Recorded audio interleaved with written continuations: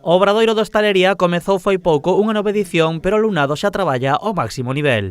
Para aumentar a súa especialización e os seus coñecementos, o Obradoiro organizou unhas xornadas micolóxicas. Primeiramente ofrecemos unha charla da man dun micólogo experto e despois o que fixemos a continuación foi un show cooking da man dos cociñeros, dos alumnos traballadores da especialidade de cociña, e agora o que vamos a facer a continuación é xa o servizo de degustación para todos os asistentes das receitas que cociñamos.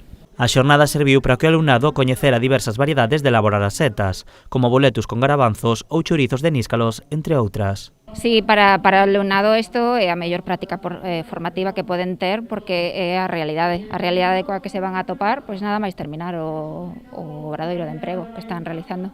O relator da xornada foi Miguel Ángel Delgado, un experto micólogo que ensinou aos asistentes que setas son comestibles e cales non. Bueno, pues ha tratado de intentar enseñar al público cómo salir al campo e identificar las setas comestibles de tal forma que podamos salir y que ellos sean capaces de distinguir las que son buenas de las que son no comestibles. En este caso hay setas que posiblemente se van a confundir, ¿no?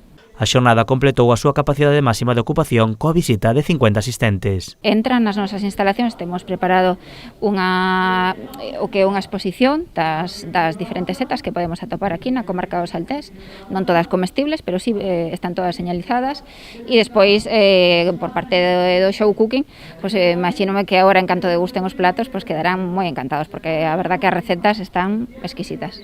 O Obradoiro de Hostalería continúa coas súas tarefas de formación. A vindeira semana desprazaranse a Ribadumia para organizar un show cooking coa gastronomía tradicional do municipio.